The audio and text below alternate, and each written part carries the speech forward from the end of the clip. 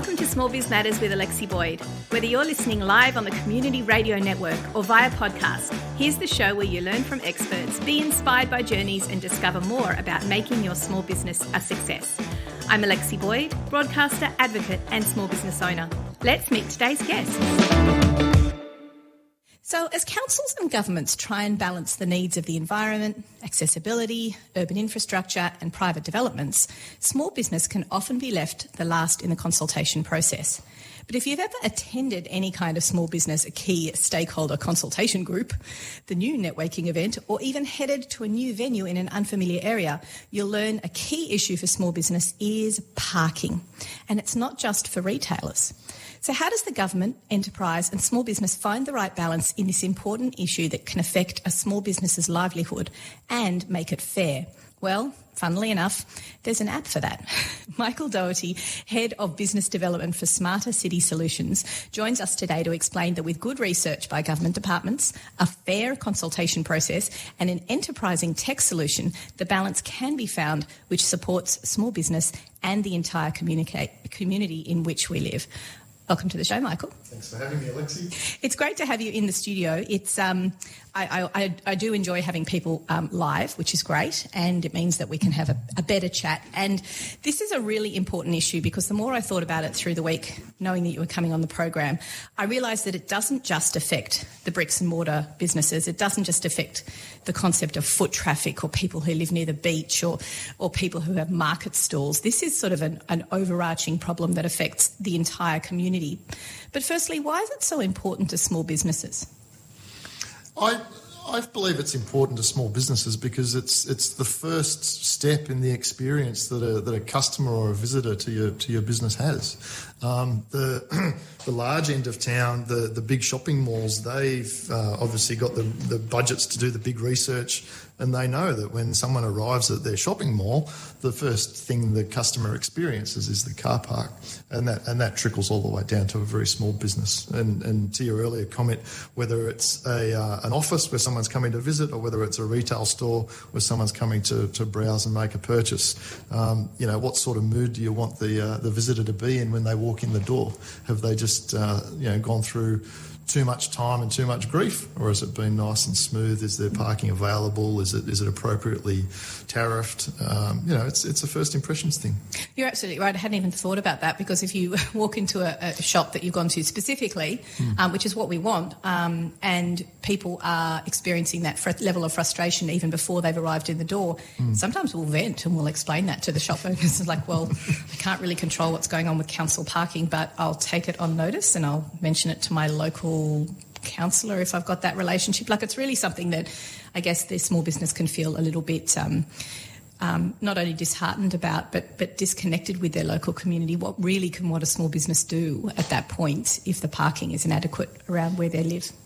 Yeah, we're trying to take technology to address the problem. Gone are the days where there's just a parking meter to pay for parking in areas where parking is paid. That's technology that's been around since around 1940, I think it was. And a bit of trivia, the first city in Australia to introduce a parking meter was Hobart. Hobart. Well, we picked that. A bit of random trivia for you, talking about small business. But yeah, we're about taking contemporary solutions. We live in the age of the cloud. People can use an app to pay for parking. We've even got a solution for the small business to sell prepaid cards for parking on essentially the behalf of us, and the funds obviously go to the parking provider, which is more often than not the local council. So I really see technology as a glue that can bring the motorist, the parking provider, the government, the business, bring everyone together, and at the same time make that otherwise arduous process a pleasant process. In your negotiations with council, because that's what Smarter City Solutions does, is it talks to councils and tries to implement these tech solutions. Do you find that they are considering small businesses in this approach, or does it become more about looking after the needs of residents? Who are their allies? Who do they look after the most? I think, to be honest, they look after themselves.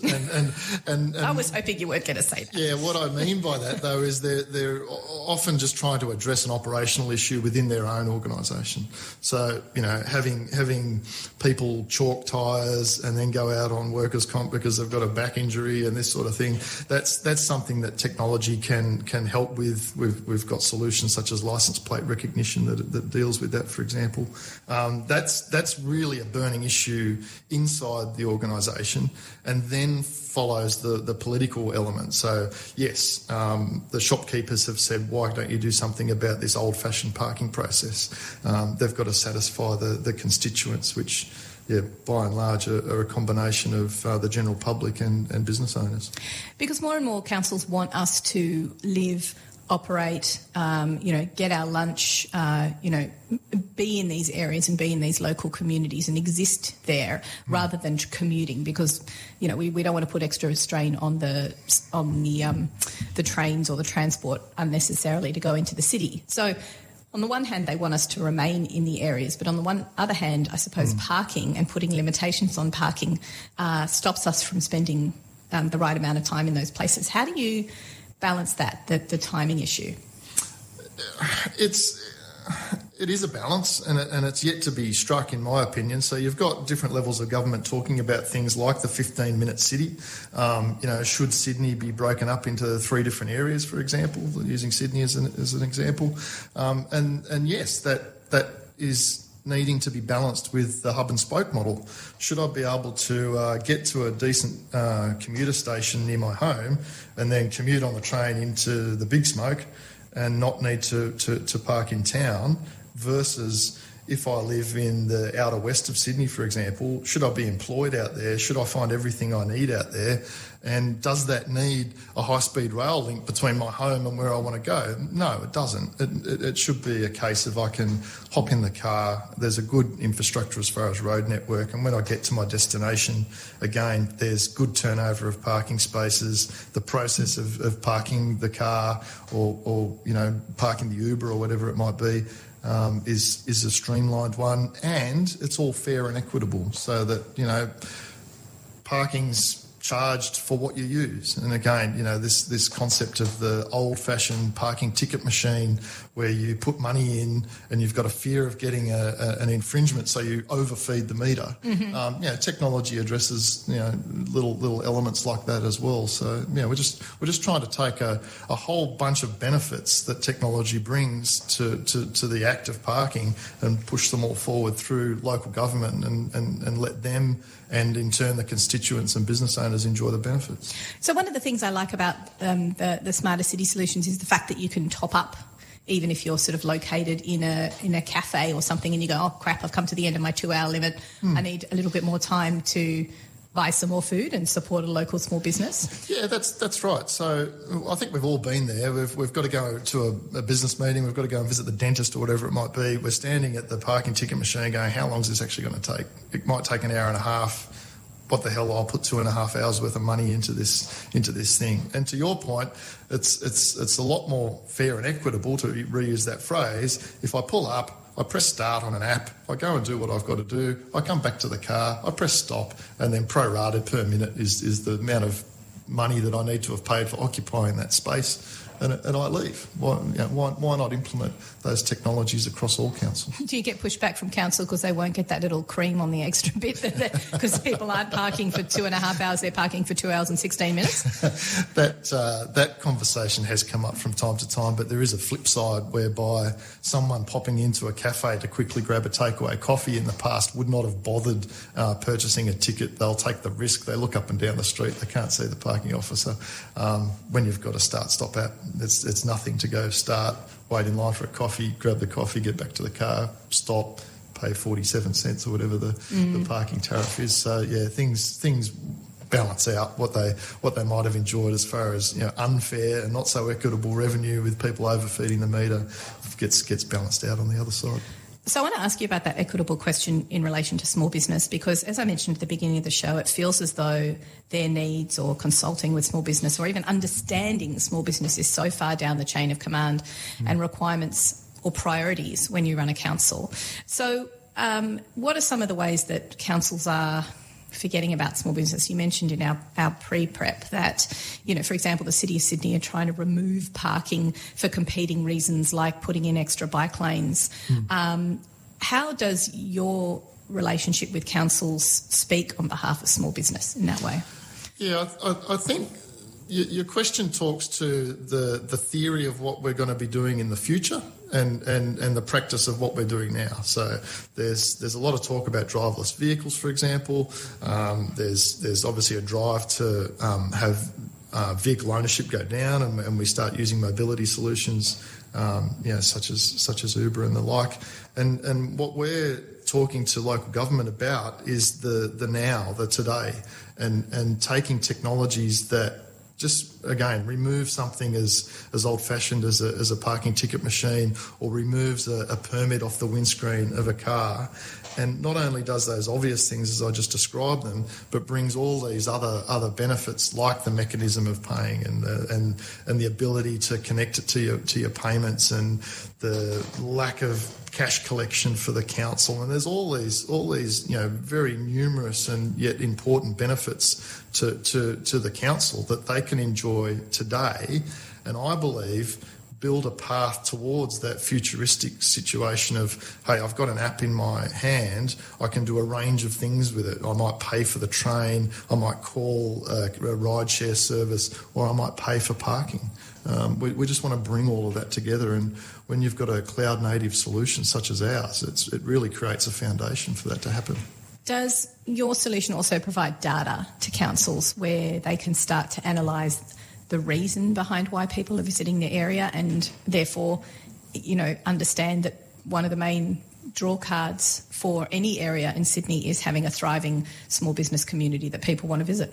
Yeah, I'm really glad you asked that question, because that is one of the main benefits of this type of technology. So with our parking app, not only do we zone up the parking around the business district or whatever part of the council it might be in to give parking related data such as occupancy back to the parking provider, but we can also in a fairly anonymous way say, hey, a certain percentage of your visitors are coming from this postcode, and a certain percentage of your visitors are starting their journey from this other postcode at the other end of town. That is something that the technology we're replacing simply cannot provide. It's anonymous. You go and buy a parking ticket, no one knows anything about you.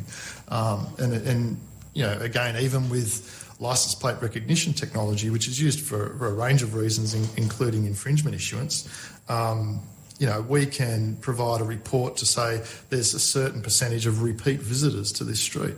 We see ABC 1, 2, 3, 4 days a week. You're basically creating an economic development strategy for council, because they don't have that sort of level of data, do they? They're basically tapping into information about tourism that they wouldn't otherwise know, and therefore being able to strategise with how to draw people in from particular areas around Sydney or beyond. Yeah, and these are again fairly basic benefits that come from implementing technology such as this. And as we were talking about before the show, when we take a technology that replaces permits, for example, and we combine it with a technology that allows for casual parking payments, we can bring the two together. And then a local resident might, for example, go to the beach in a beachfront municipality and not be charged for parking because they're a resident and they've got a permit in the permit system. And the politicians really like the idea that they can increase the revenue for the council by charging the visitors to the area who want to enjoy that beach more, and potentially charging their local residents that voted them into government nothing or substantially less. Yeah, it's definitely got that political advantage to it. How does an app or a piece of technology like this actually improve or reduce traffic commuting issues?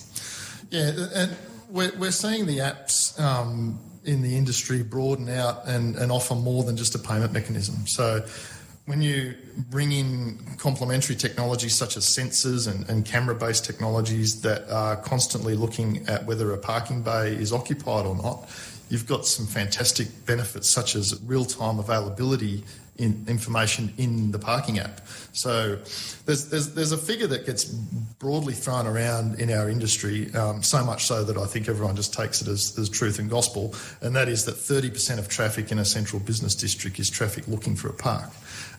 So if you're able to say to a motorist via the dashboard on their car or the phone, suction cup to the windscreen. Back up the truck. 30%. 30%. That's a huge amount of pollution. In a city like Melbourne or Sydney, is someone driving around either trying to find the entrance to a car park or look for a parking bay on the side of the road. Lordy. Yeah, and as the point I was trying to make is if we can communicate through technology to that driver and say, there's no chance of you getting a park in this street, there's an excellent chance of you getting a park in this street, just go straight to where the parking's going to be and don't do that hard work of doing laps around the block hoping. No, don't do the environment, or make the environment do that heavy lifting either, because, we all know that sitting in traffic and letting your engine run isn't great for the environment, that's for sure. That's right. We're going to take a quick break here on Small Biz Matters, and when we return after the break, I want to speak with you a little bit more about selling to government and what that process is like. And we hear a lot about state government in particular. I know New South Wales is just about to roll out an education program to assist small businesses with tapping into the procurement process and making it easier. I thought it might be good for them to hear from a small business operator what they can do to make life easier for us to get into those government grants and government funds. You're listening to Triple H. We'll be back after this. This episode of Small Biz Matters is proudly sponsored by the Australian Small Business and Family Enterprise Ombudsman's Office. Led by Kate Carnell since its establishment only 4 years ago, Aspifio has provided education, advocacy and support, including free assistance if a small business is involved in a dispute. The office also provides assistance for disputes that fall under the franchising, dairy, horticultural and oil industry codes. Kate Carnell, as an independent advocate for small business owners, has the legislative power to influence our nation's lawmakers, ensuring legislation and regulations are put in place to help small businesses grow and, in these times, survive. Small businesses are the engine room of the economy, and it's Aspifio's role to do all they can to ensure they have the freedom to innovate, employ and thrive well into the future. So today we are speaking all about that age-old problem for small businesses, which is parking. I know we all talk about cash flow and digitisation and getting a website and being online, but you know what? It doesn't matter how far we go in terms of technology. Parking is still an issue. And it proves to be an issue because of the competing needs of a community, whether it be businesses wanting to park or businesses needing the parking available for their clients, or the tourism aspect that local councils are trying to draw people into. And that's what we were discussing just before the break with Michael Doherty from Smarter City Solutions. So, Michael, I want to talk to you now about how you sell to government. Anybody who's a small business and who hasn't done it before probably would see it as quite a large mountain to climb. The procurement process, getting certified so that you're able to even speak to government in the first place, and then how to break down that door to get to government funds so that you can be accepted as an agency which can sell to government. How hard has that process been, in your opinion? It's a tough slog, to be honest, Alexi. There was a point in time about 8 years ago where I actually campaigned, in the state of New South Wales to allow my technology to exist. And only in the state of New South Wales there was legislation preventing it. And the legislation stated that a vehicle parked on street must display a parking ticket. So you even had sort of some archaic laws in place that meant that technology couldn't thrive. Yeah, absolutely. And for a small business, you can imagine it's a challenge to engage a lobbyist and to connect to certain levels of government and then find out that some of the things you're being told aren't truthful, and you end up with a fairly lengthy process. And thankfully, the outcome of that was that the legislation in New South Wales was changed. But yeah, it is a mountain to climb. Anyone who starts up a small business, creates a piece of technology with a plan to selling it to government, needs to really understand that it's not going to be a quick process. When you say it's not a quick process, let's say an example of you create an app, you see that it's useful for, say, local government, let's say the environmental space, for example, and you want to sell it to government. What would you say is the expected timeline to be able to go through the entire process of getting that government contract, realistically? I think the short answer to your question is around 12 months minimum. It's a building exercise. So you need to become known. You need proof of capability, which might mean implementing free trials. And even in order to implement a free trial, the challenge from a sales perspective is finding the individual within one of your target organisations that's got the appetite to say, yeah, I'm going to give this new thing that nobody's heard of before, from a company that nobody's heard of before, I'm going to give it a go. That's one of the main challenges, and then sort of sowing those seeds and making that bear fruit. It takes a lot of effort and a lot of time. And once you've got that viable product, the process of becoming a provider to government, have they simplified that at all in the last few years? I think some levels of government, certain states around Australia, for example, have made it a little bit easier to get on a panel, for example. So there's technology service provider. Can you describe what the panels are? Rather than different divisions within state government and maybe even flowing down into local government, rather than them going through all of the bureaucratic process of working out whether a potential supplier is fit and suitable to supply to government, the panel process does that ahead of time. So my organisation, Smarter City Solutions, exists on some panels, and that just makes it a little bit easier. It's not a fast and streamlined process as you might hope, but it does make it a little bit easier for an organisation such as a council or a university even, for example, to put out some requirements to panel members, and then receive proposals, and then go and procure from those organisations with some kind of blessing. Isn't it? I mean, pardon me for the dumb question, but isn't it a conflict of interest if you're on one of those panels and you're trying to sell to government? Like, aren't you making decisions about lots of different businesses that might be relevant, or is it a panel specific to your industry? So no, it's not necessarily industry specific. So you might take a state like Queensland. They will create. They've got something called Local Buy. It's just a forum for organisations, government organisations that need technology to go to that marketplace of panellists, if you like, and have a look at what's available, knowing that there's no backyarders, they've passed some tests, they're viable organisations, they've provided financials, they've gone through some hoops to say, yeah, we're not only got this offering that we can sell to you either online, in person, whatever it might be, but we've got this badge that we wear with pride that says we jumped through some hoops. Okay, so you get to a certain process before you're at that level. Is it the same? You're a national product, so is it the same across every state, the process, or do you find that a little bit difficult with the fact that each state behaves differently? They do behave differently. There's not a massive amount of difference, and to be honest, Alexi, with our offering to local councils, we're knocking on the door of each and every council. So we've got a target list of organisations that have a parking regime suitable to match to our technology, and we're talking to them one by one. What does get interesting, and this happened recently in New South Wales, is when the state starts to play in our space without consultation, and you wake up one morning and you realise that the game's changed a little bit, and there's allegedly a different process for a competing product where they can just go in without tender, without needing to be on that panel, and the playing field gets tilted slightly. But so you've got to remain aware, and you've got to keep your finger on the pulse. But that's a funny combination when you're talking about sales cycles that can be in excess of 12 months. And is it helpful when New South Wales government, for example, is rolling out this procurement process to make it easier in an education program, I guess, for small businesses? Does it help when they implement something like that, or is it if you're not good enough to play with the big boys, you shouldn't be trying to procure to government in the first place? Oh, look, they set the bar, and different states have done similar things, so I'll just assume for a moment that New South Wales is going to be very similar. They set a bar that, like I talked about before, to say, are you worthwhile an organisation to sell to government? And if you are worthwhile and you pass that bar, then fantastic. You get on to this list, essentially. What does get a little bit frustrating is when the operators of that list, in this case the state of New South Wales, don't market it the other way.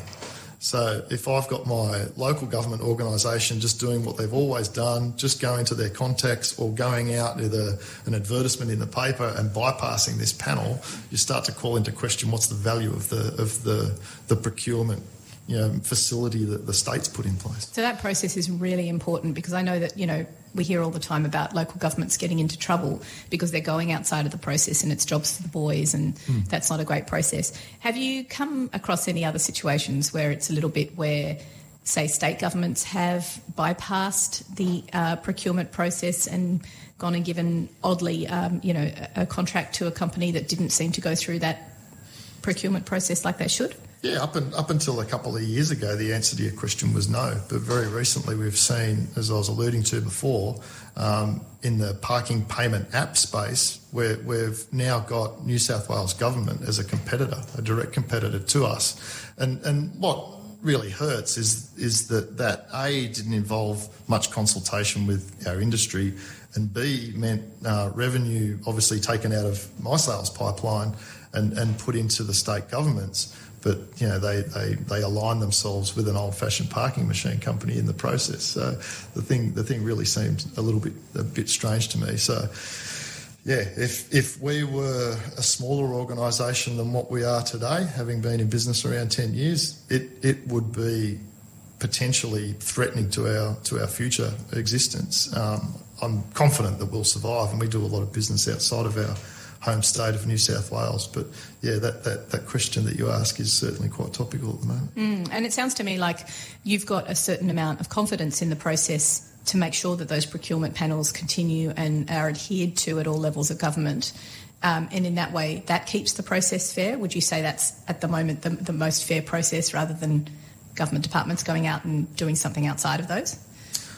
Yeah, something that might be of value to the listeners is one of the benefits of selling to government is there's always a fallback of a freedom of information process, right? So we don't like to do it, but if we feel that something's gone on that really wasn't right, then we're not afraid to sort of go digging and say let's go the FOI route and just see if we did lose that opportunity on legitimate grounds, or whether something strange happened. And there's been scenarios where decisions are put before council at council meetings and they get changed at the meeting. That's always an interesting one. So if someone doesn't like what the process that the organisation went through to procure a product is going to result in, so they switch it. And I think there's rules in place in most councils whereby if the councillors vote unanimously for something, then all procurement that's gone before it can just be overridden. So yeah, there's been some learnings, as I say, in the last 2 years on my part. And you've certainly got to be thick-skinned and learn to A, roll with the punches, and B, put some strategies in place to try and bring that back on track. How important is a professional association, an overarching body for organisations such as yours, or any small business in this process of procurement? Do you rely on them for that expertise and that experience? Yeah, absolutely. I think is the answer to your question. So Parking Australia is an organisation that I've had some involvement with. I've been on some technology panels for Parking Australia. But what the organisation does is lobby government and stay in touch with the trends that are happening all around the country, and obviously able to aggregate data. So some of us don't like talking to each other as competitors, but we're happy to talk to the peak industry body, and that allows the industry body to sort of do things like quantify the size of the industry, take that information to various levels of government, and also I'm noticing that they're an independent consultant essentially. So if someone again is thinking about going down a certain procurement decision and they want an independent opinion, they can always call our industry association. Yeah. They can always call Parking Australia and say, I'm about to do this, do you think I'm doing the right thing? And the answer might be, yes, you're doing the right thing and you're not the first to do it. It's been done over on the other side of the country, which you probably weren't aware of. Yeah, and the aggregated data thing, I think that governments love real up-to-date, real time that apps can provide now data to help them with their transport information. And I guess a peak body can take all the information that all of you have and make it non-competitive and say to government, look, this is why it's important that you take this industry seriously, because it's not just about infrastructure projects, it's not just about movement of people and commuting, it's about small business. So in a way, you guys are kind of advocating for small business too. Yeah, absolutely. And you know, to your point, if you take an umbrella subject like movement and transport, the intelligent transportation across the country and the world, the industry bodies a great voice to sit at the table and say, hey, parking plays a role in this. And by the way, you know, I've got some great stories from some of the member businesses, some of whom might be quite small, and we can get that conduit of communication from the startup right through to, you know, a federal strategy, for example. Yeah, you guys should talk about organising yourselves and join COSBOA as the Council of Organisations Australia, because that's even like a peak body for the peak bodies. Now, the last thing I want to talk to you about is disability permits, because in amongst all of this, if we're talking about fair and equitable discussions and talking about parking, invariably that always comes up as a topic. Why is it? Would you say it's problematic or something that helps to make everything more fair? That's a nice segue, and I'll explain why in a second. But with technology and moving away from stickers and pieces of paper on dashboards for paid parking, you're essentially moving all of the vehicle identifiers to the licence plate, right? And when you then say to the parking organisation, the parking officers, you don't walk around anymore, you actually drive a vehicle equipped with licence plate recognition technology. And most of them are, by the way. Yeah. There's a lot of Iconics and other Nissan Leafs and those sorts of things out there being used by local government as patrol vehicles. When you make that switch and you work out whether someone's paid thanks to their plate, you work out whether someone's got a permit thanks to their plate, the theory is that it can deliver absolutely enormous efficiencies. But currently there's one stick in the mud, and that is the disability permit in Australia. Why is it a stick in the mud? Surely doesn't that make technology help to make it more streamlined like everything else? Is it because the person is the person with the permit, not the vehicle is the person with the permit? Yeah, a disability permit is given to a person, and that is a physical card that is stuck inside the windscreen of the vehicle in which they're travelling on the day. So it doesn't necessarily need to be their car. They may not even own a car. But, as I've alluded to, there's mature technology that allows a smartphone user with an app to say, I've got a permit, today I'm driving this vehicle, and there's the licence plate of the vehicle. And to date, when that conversation has come up with disability groups, it's been met with resistance. We like what we've got a simple card we keep in our pocket. This person might be disabled because of their age or a whole range of other reasons or ailments.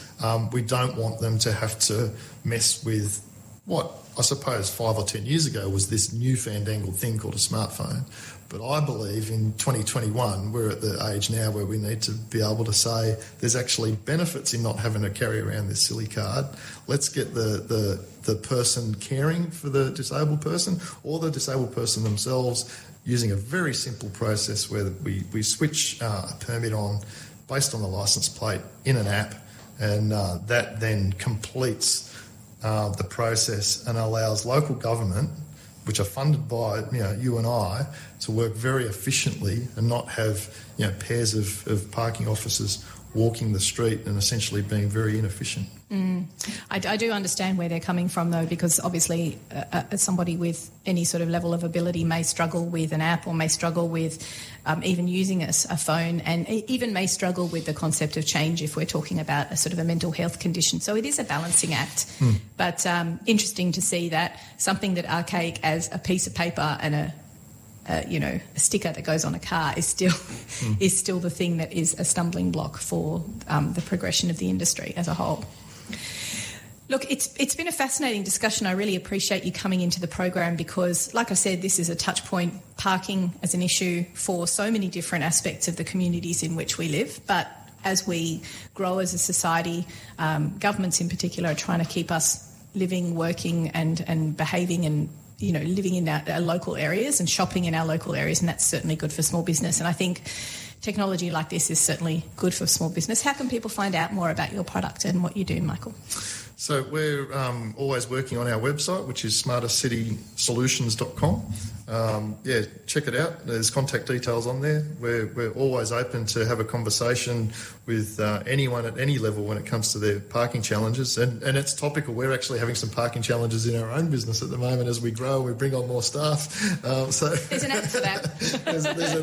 there's an app for that. Oh, the irony. It's certainly been a pleasure talking to you, Alexi. Fantastic. Thank you so much for coming on the program. Now, if you've missed any of today's episode, you can catch up where you get all of your small business education podcasts, whether that be iTunes or Spotify or Overcast or wherever you download podcasts in general. This is episode 204. So we are going gangbusters, and you can listen back to the entire back catalogue completely for free, available to you. Special thanks to Aspifio, our sponsors for today and ongoing. And I look forward to speaking to you all next week with another great show here on Triple H 100.1 FM. My name's been Alexi Boyd, and you've been listening to Small Biz Matters.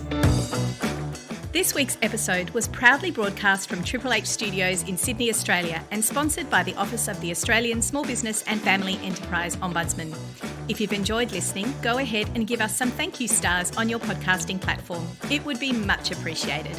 Then head to the Small Biz Matters website, where you can listen to over 170 episodes, read more about our speakers, and find out how to become a media partner. See you all next time.